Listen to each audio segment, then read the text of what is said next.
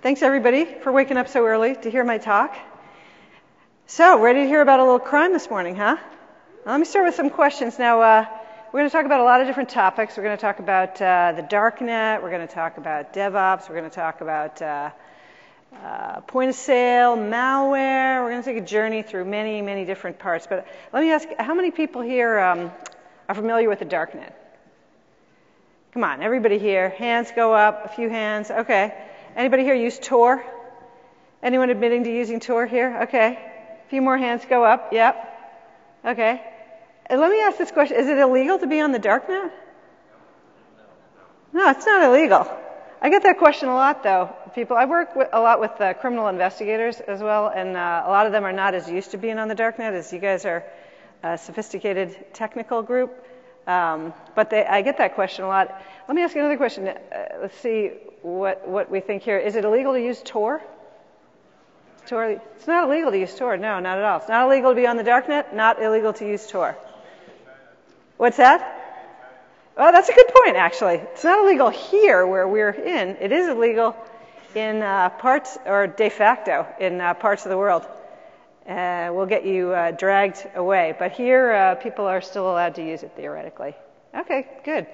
All right, so we're going to start talking this morning about secure DevOps or Darknet early breach detection. We're talking about breaches, too, this morning.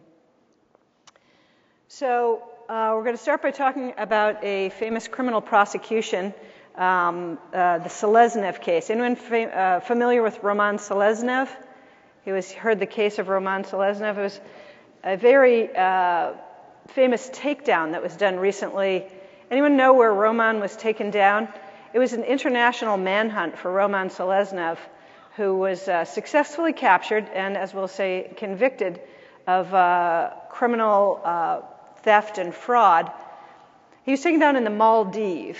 That's the answer, the Maldives, after an international manhunt. Very interesting takedown. Anyway, we're going to learn a little bit about him.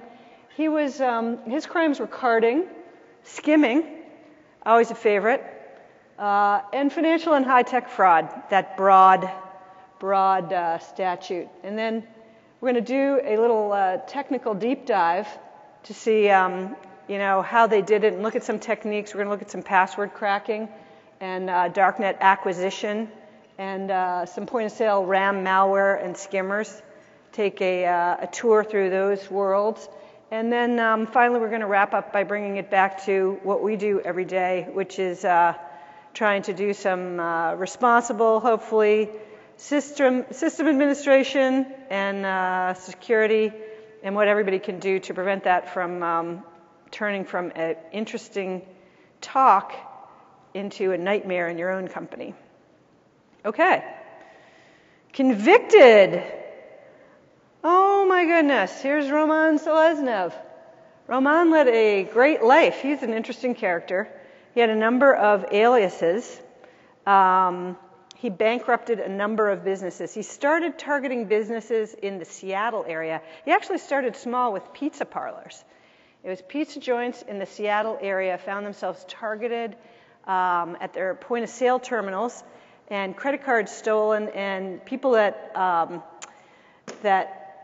bought from the pizza parlors would quickly find their credit cards stolen and would end up bankrupting these small businesses, and they moved on to bankrupting larger businesses. His specialty was hacking point-of-sale computers, obviously the topic of our talk today. He was arrested in 2014 in the Maldives. He had almost 2 million credit card numbers with him when he was arrested. Now, how many of you guys carry around 2 million credit card numbers? Not too many. I have 2, I think. I probably lost 1, but 2 million, 1.7 million. He was convicted on 38 counts for doing $170 million in damages. He probably did way more than that, and sentenced to 27 years plus plus 14.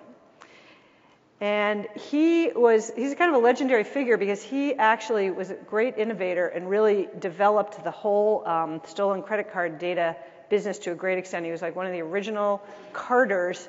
Carding, right? Anyone here heard of carding? Carding, share, a few hands go up, a few heads nodding. We'll talk about carding, but basically the theft of credit cards, and for the for the most part, selling them or dumping them on the darknet or, for fun and profit. He was the top hacker at one point, and as many of you may know, he was the son of Valery Seleznev, who is a Russian parliament member. And here's a picture of Roman with one of his many cars in front of the Kremlin. So he had a lot of photos like this online. This was actually taken from the criminal complaint, one of many photos of himself that he displayed. So he was a great innovator. He was, this is the background here is one of his sites instructing people, because he also had to develop the whole market and develop mules and things. So he had to instruct people in how to play their part in the crime. And here it is explaining to people how they can make money. So he was a great innovator, and he's now an inmate. From innovator to inmate, and here's a picture of one of the, this was the first prison where Roman was imprisoned. I thought that would be an interesting backdrop for this slide. Yeah, so I start with the end of the story, which is Roman Seleznev apprehended and imprisoned and convicted of his crime, basically. So things haven't turned out too well for Roman lately. Here are some of the forensics that was used to capture him, just out of interest. These are also taken from the criminal complaint from prosecutors. This shows the Tor browser was the last user activity when they captured him. This was not as dramatic as a takedown of some of the other fascinating takedowns, like Ross Ulbricht, another famous takedown right in the public library, the Glen Park branch in San Francisco, where they have to dramatically capture the laptop open in order to preserve the admin account. This one, they just grabbed him. They had a lot of other data, but he was open to Tor browser at the time. Here's some of the forensic activity, and here's some of the other forensic evidence that was introduced in the case at the time as well, bitmap and other things. Just kind of interesting. So, criminal carding. All right, I think a few people said they were familiar with criminal carding. Not too many people admit to knowing much about criminal carding, but here's a famous Darknet hidden service site from Rescator, another famous carder. And it's basically buying, selling, and trading online credit card data, stolen generally from large retailer data breaches. And we're going to talk about some very large retailer data breaches, all of which you guys would be very familiar with. Their names are very common, and they're very well-known breaches that we're going to talk about today. And the cards fetch about $10 to $25 on the open market for a stolen number. They're bundled in packs of 10,000 and sold through accounts like Rescator. You create an account, go online, they create what they call dumps of stolen credit cards, and you go in and bid and buy packs of 10,000 or so at a time. You then use them to buy gift cards or electronics at retail stores, and then you fraudulently resell them on the internet and have the items shipped to what's called a reshipper, who gets a cut of it as well. So that's how the crime works, basically. It's huge business. It continues to be a huge, big business today. Anyone who goes to a large retail store, what we're going to see, is subject to this crime because they target the largest retailers. Okay. So that's a little bit of background. Now we're going to do the technical deep dive. So here's a little history of data breach events. It's a select history. I included, these are all extremely well-known data breaches, nothing new about them. One interesting point that might go into this timeline is that in 2017, the first settlement was noted that included mandatory Darknet monitoring. So these large retailers and large companies are now starting to be subject to mandatory court-ordered Darknet monitoring because it's so well known and so clear that this data is all dumped on the Darknet. And indeed, if they had gone out on the Darknet, they would have discovered the breach a lot earlier because the evidence from the Darknet shows that this data was dumped out there a lot earlier than the breaches were originally otherwise discovered. So yeah, December 2017, the first mandatory Darknet reporting. Here's the results of an actual Darknet search. And this is a tool that I use a lot when I'm doing my Darknet searches, but this is the type of tool that we use when searching the Darknet to find stolen credit cards, all kinds of other things, references to large companies. Anyone recognize what this may be? This is like an eye chart, so like you kind of need a telescope to see this slide, but anyone recognize what that is up on the screen there?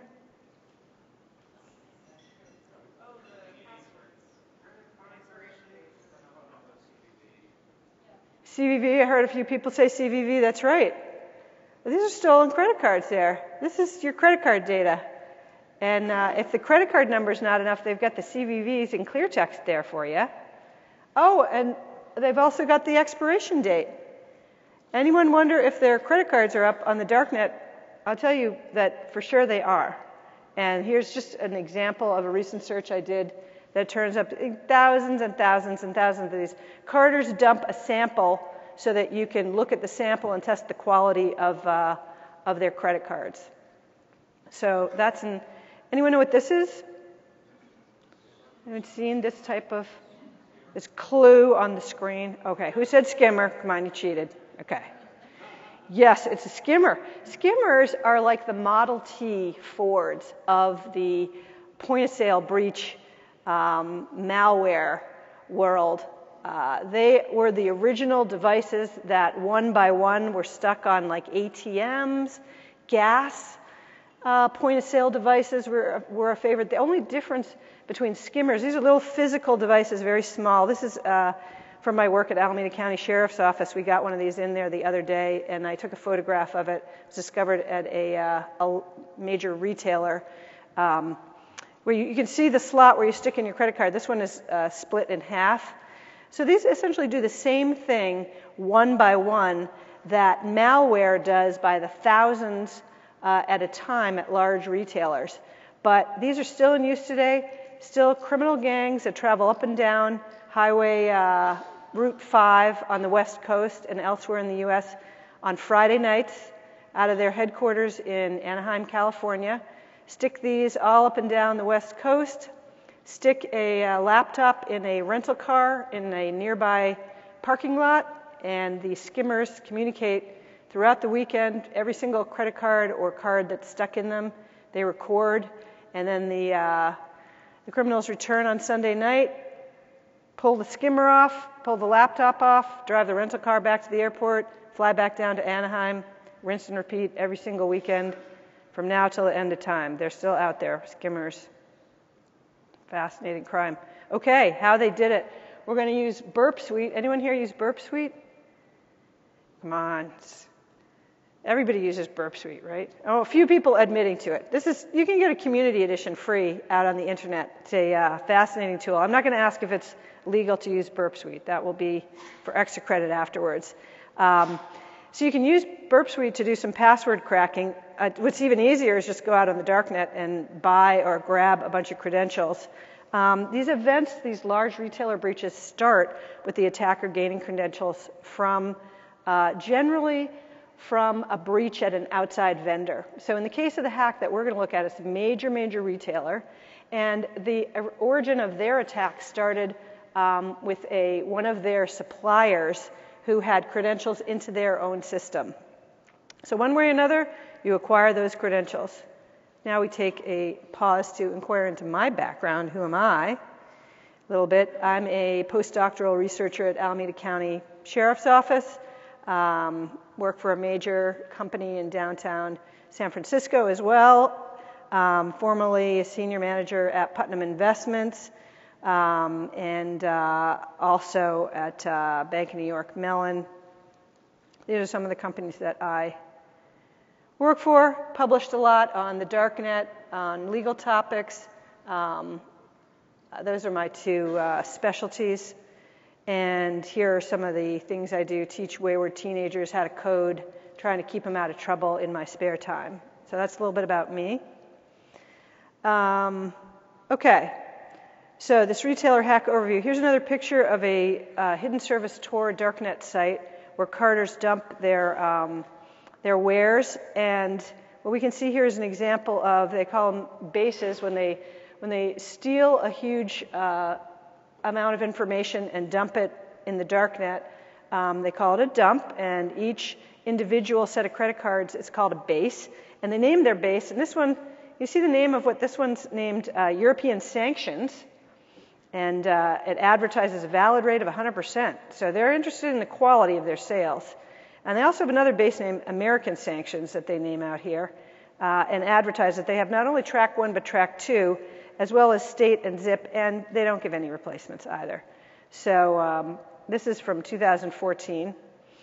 They target large retailers because they can install malware on thousands of point-of-sale systems in a single swoop. What an advancement over placing physical skimmers one by one on bank ATMs and gas machines. And they grab a large number of customer credit and debit card accounts and millions of customer email addresses. This particular hack is one of the largest hacks in history. I'm sure you've heard a lot about it. And it's a retailer where probably everybody here shopped last week. Okay, this settlement was $198 million in total when all was said and done. We read a lot about breaches at the time. It takes a while to unwind them and figure out where they go. And then they have phase 1, 2, and 3, so they often drag on longer than we heard about them. This one undoubtedly people heard about a few years ago. If you knew the name of the retailer, you'd say, oh yeah, that was a few years ago. But it had subsequent phases of the hack went on, and then the civil settlement dragged on and was only settled last year, as I said.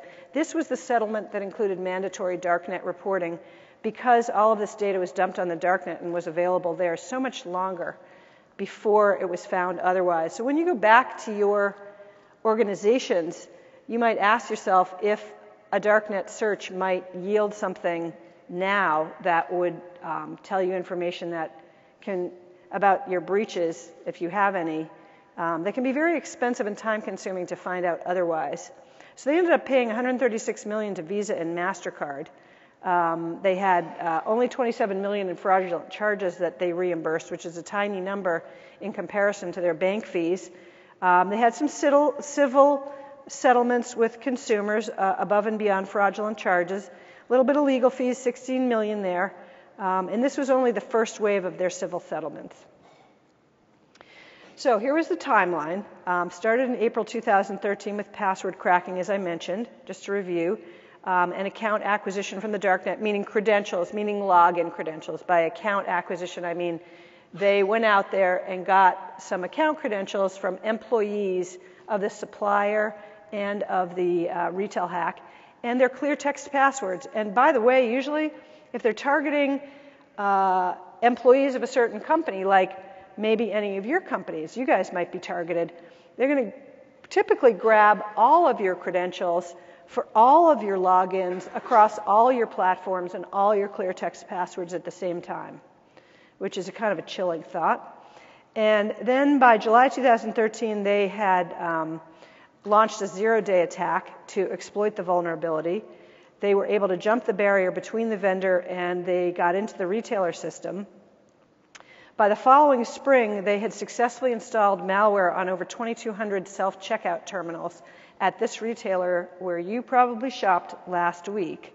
The malware reads the clear text payment card data so that people that developed the operating systems for point-of-sale devices felt that there was no likelihood that anyone was ever going to look at data between the time that it was read and the time that it was transmitted to the server. So they thought that transmitting it in clear text was a fine plan. So it reads the clear text payment card data in random access memory on the point-of-sale terminal, and it uses regex to grab that PCI track data and send it to the attacker's server. So that's basically how it works. Very simple. We're going to take a little bit of a look at it. And then by June through November of 2014, those credit cards were out on the Darknet in Carter forms being sold in packs of 10,000, as I mentioned. This breach was publicly detected by a journalist, Brian Krebs. Anyone here read Brian Krebs? He's great, right? He's always got something exciting going on, right? He wrote a lot about this hack.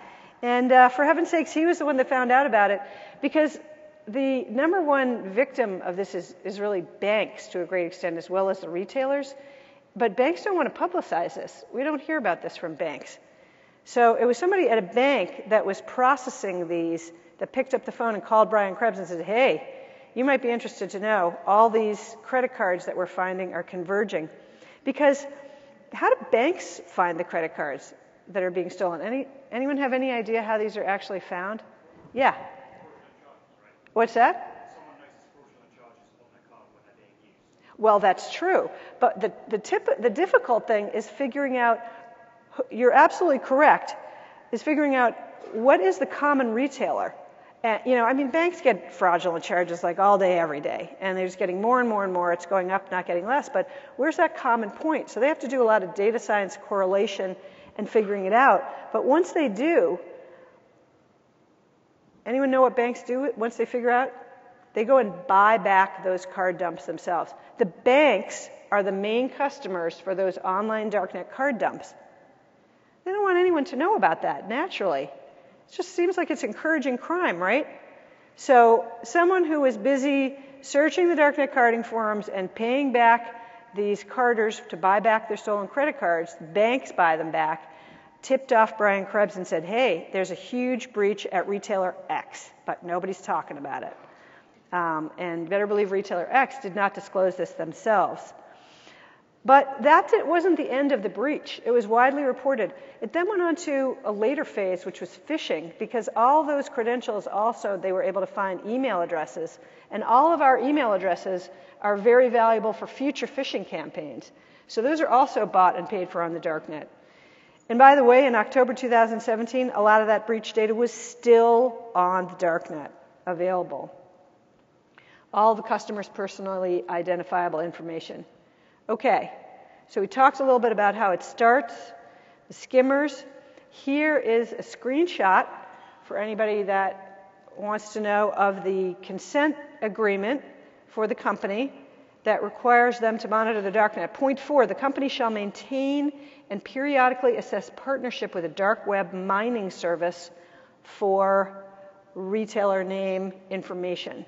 So they're now legally required by law to constantly buy services from darknet mining companies and search for their data, which is probably a really good thing, because in comparison to what they're paying the vendor, they're saving themselves a heck of a lot of money and saving their consumers.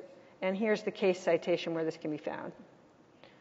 Okay, password cracking. So here we got Burp Suite, and as I mentioned, you can download it free. You can download it right now if you wanted to. Burp Suite has a community edition. They also have an enterprise edition, like a lot of people. Anyone, I asked this a minute ago, anyone here have Burp Suite? Anyone here, organization pays for Burp Suite to their knowledge? Right, a lot of organizations use Burp Suite Enterprise Edition as part of their CSIRT, their intrusion detection programs. So a lot of your companies may already have a license for Burp Suite if you're interested. Portswigger is one of the parts of that, and this is a screenshot of that. I use this sometimes in training, hands-on training to teach people how to do this. Here's another great website, DVWA. DVWA, this is another important security one. Anyone know what DVWA stands for? Anyone used this before? This is Damn Vulnerable Web App. This is a web app. It is damn vulnerable. This is actually a web app that's used intentionally to be able to test for security programs. It's a legitimate program, and it's the only way to test whether your brute forcing is working or not. So it's a web app that's intentionally built with a lot of vulnerabilities, and here I provided the login. So what you do is you go into Burp Suite, and essentially you need to set it up with your, to configure it to work with localhost initially, and set it up with your company's IP addresses. You can see I provide the configuration here. And then you go in and feed it certain, what you want to do is you want to feed it a rainbow table, a file of possible passwords.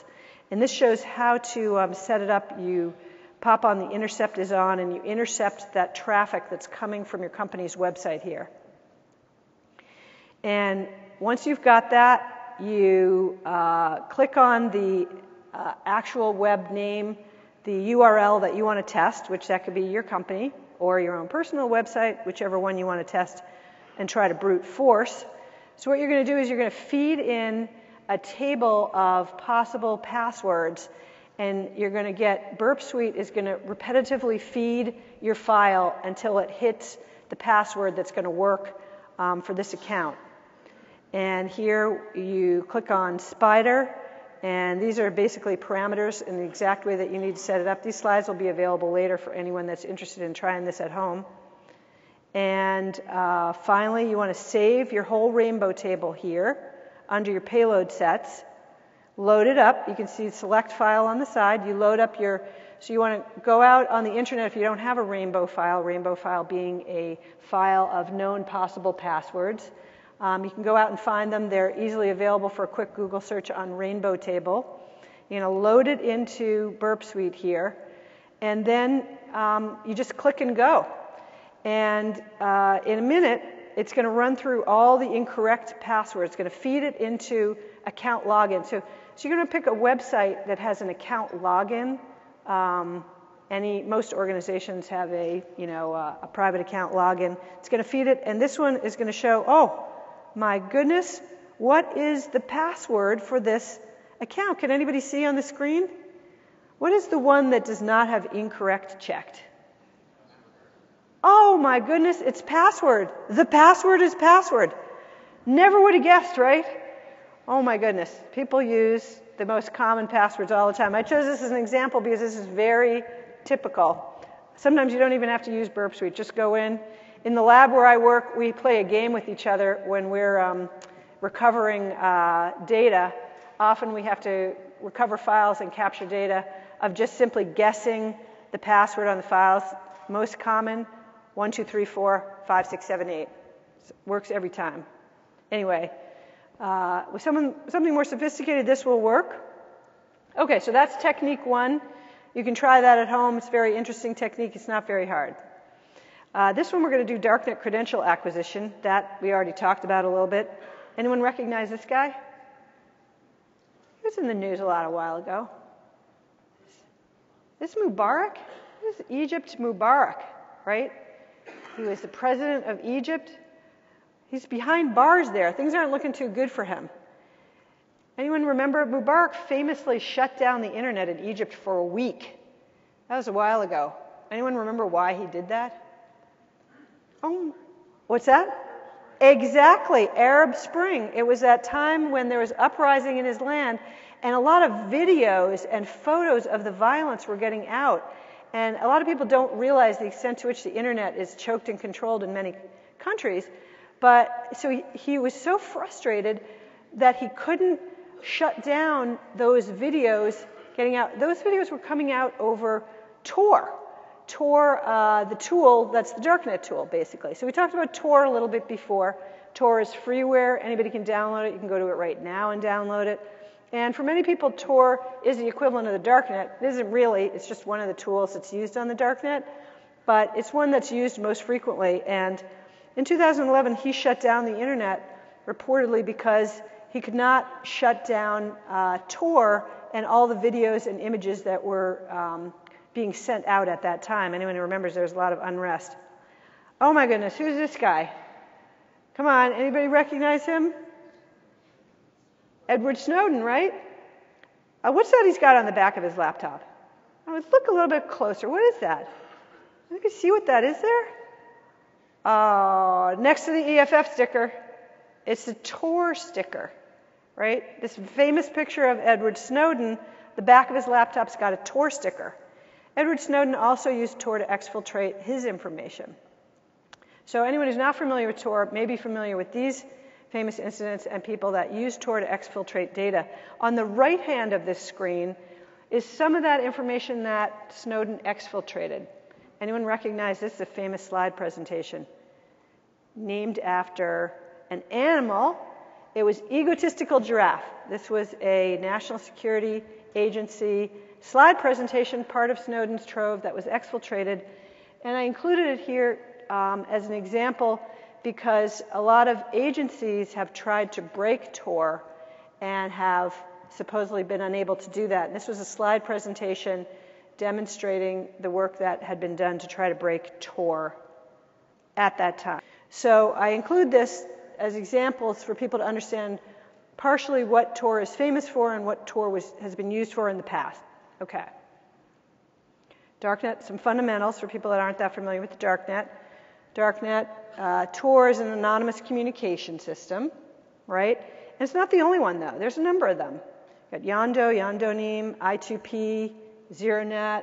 There's a bunch of them out there. Tor is the best known and one of the largest. So briefly, here's how it works. Tor is a number of things. It includes a volunteer network of around 6,900 servers around the world where volunteers sign up, and it bounces your traffic typically through 3 relays, and so that none of the relays knows the origin of the traffic or the destination. So it keeps you completely anonymous and further wraps your traffic in layers of encryption, which, however, is unwrapped at the end, so your traffic passes clear text through the final hop, which a lot of people don't realize. Here is a picture of Tor browser. This is former Tor browser. So it's just a browser.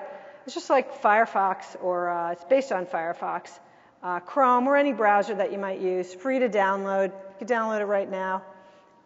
Use it for search. This is a slide showing breakdown of traffic over Tor.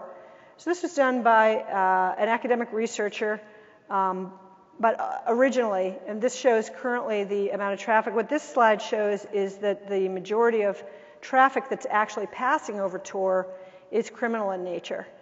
But Tor has other uses besides for criminal use. Some people here said that they use Tor. What do people use Tor for that are for legitimate uses? Anyone know legitimate uses of Tor? What's that? Privacy, right, exactly. Maybe you're visiting websites and you don't want to wake up every morning like I do with your name and address sold to every website in town, right? So this prevents websites from harvesting your personal information. Ordinary people that just want to go and browse the web without having all their PII stolen and sold. How about reading newspapers that are behind a paywall, right? If you go out on Tor, sometimes you can get around their paywall. A lot of people use it for that. Maybe protect your privacy in another country or something.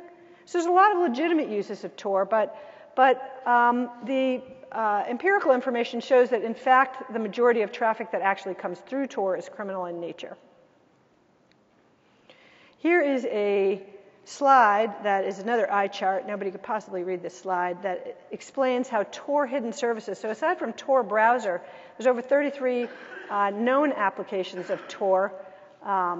And hidden services are what most people think of as the Darknet, because the dark markets are often put out on here. This slide is mainly meant to convey that hidden services and dark markets are complex. They're essentially set up behind 2 different layers of 3 relay hops, so that neither the client, who is typically the buyer on a dark market site, like a carding site, and the seller, like Rescator or Roman Seleznev, was, neither the buyer nor the seller know each other. They typically use Bitcoin, as you know, so which is, of course, not really anonymous, but a bit harder to trace. So this is how a Tor hidden service works. Somewhat complicated. So the Darknet, we're going to give a few definitions here for people that aren't that familiar with the Darknet. It's an overlay network. It's just an overlay network of the internet, basically. It's not a separate network. It's just an overlay of the internet. It's an alternative internet addressing scheme to DNS, and you cannot trace the IP address, which makes it difficult for law enforcement to apprehend criminals. Here's the Department of the Navy. Anybody know why the Department of the Navy's up here? They funded it, exactly. Tor, the Darknet, was originally funded by the U.S. Navy. Here's Paul Syverson, one of the original inventors of Tor, the onion routing, and he still works for the U.S. Navy. He was actually one of my thesis advisors for my PhD.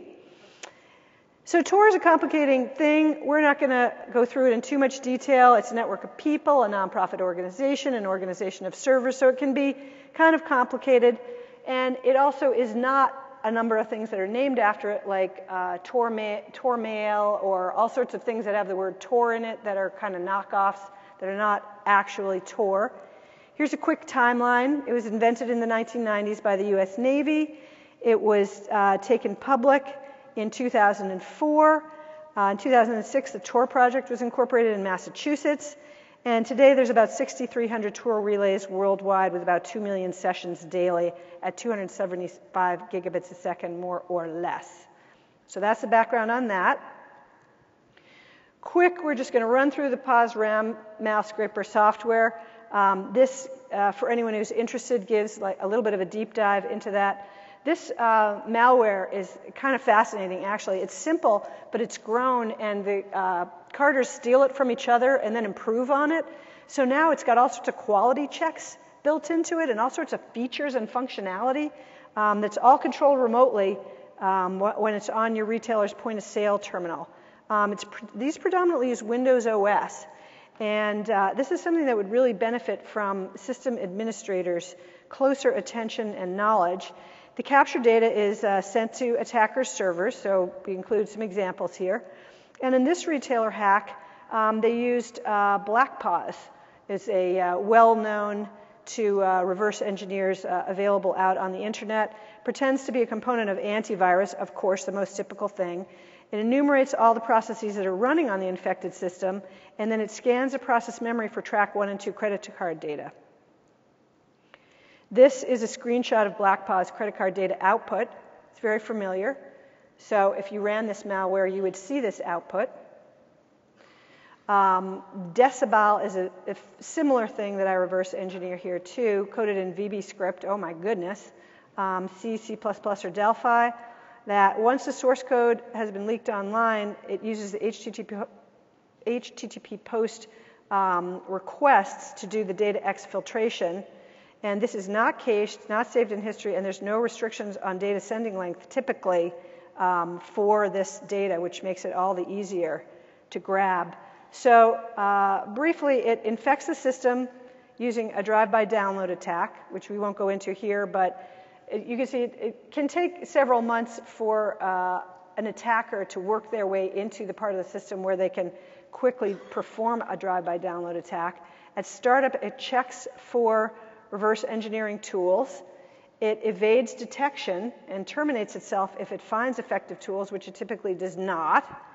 It installs itself under user profile, under this file name, and then audits the infected system, determines all sorts of information about them, OS, version, everything they need to know. They also retrieve the name of the anti-malware solution, and then they exfiltrate that all to their remote server along with all the credit card data. So that's, in a nutshell, how the software works. Here's an example of it. Here's checking the presence of debugging tools. Again, these will all be available online afterwards. And it then audits the infected system. This is an actual example of it auditing the infected system that it runs through quickly while you're waiting in line to buy your, groceries or your, whatever you may be buying. It's running through these checks, make sure that it's functioning optimally so that the minute you stick in your credit card, it's not going to waste any time. Then it's going to check for anti-malware solutions. Here it's checking to see if it's got any. Oh, there aren't any. Too bad. And then the next part of it, I won't go through all of these in detail, but it calls these various classes to grab the data, perform a loop through the data to skip any of the data that is not interesting to it, and then check to make sure that it's not on a blacklist, processes it. Here again are the screenshots. And then finally it uses regexes to match track 1 and 2 credit card data so that it can identify it. It's got a built-in loon validation mechanism for anybody that works in retail. That's a credit card validation mechanism because they only want the highest quality dumps when they sell them. And finally, they exfiltrate that. And here again is an example of running through the loon validation here. So it doesn't get any bad credit cards, fake credit cards. So that's basically how it works. Okay, and to wrap up, what can be done about this? There's all sorts of things that actually can be done about it, and a lot of it starts with you guys in system administration, actually. Anyone here work on point-of-sale operating systems? No hands going up. not as many point-of-sale systems out there. The number of them in comparison to other systems is small. This is a field that is very rich for improvement. We find inadequate network segregation. That's typical, but also some of these retailers have a practice of entering credit card data in other departments other than at the point of sale. That's a bad thing. And they have very weak third-party vendor oversight. But, you know, I'm going to run through quickly in the last 2 minutes a bunch of things that people can do. I'm not going to dwell on them because a lot of them are typical things that you guys know about. But as we know, the problem is that it costs more money to implement a lot of these things than the money that's being stolen or the fines. So, and also nobody wants to do anything to slow down that line at the, at the store that you're waiting in. And all of these things could also potentially slow things down. They either cost time or money. But here's some very impactful things. Restricting physical access to point-of-sale devices, easier said than done because we're all standing in line. There's self-checkout terminals where you're meant to approach the point-of-sale terminal. But restricting that physical access is crucial because that's one of the most typical ways of installing malware as well. Encrypting the point-of-sale apps, the communication between the app and the data device, storage, and then deleting the stored cardholder data because why are retailers holding on to that data anyway? So these show some policy-based things that can be done, restricting physical repairs and upgrades access, deleting the cardholder data, and implementing point-of-sale logs and audit trails. Again, these are the point-of-sale, the operating systems that are on those little devices at retailers have their own operating systems, and they are not hardened. A bunch of other ideas, and then some hardware-based ideas, and some resources. So that's basically it.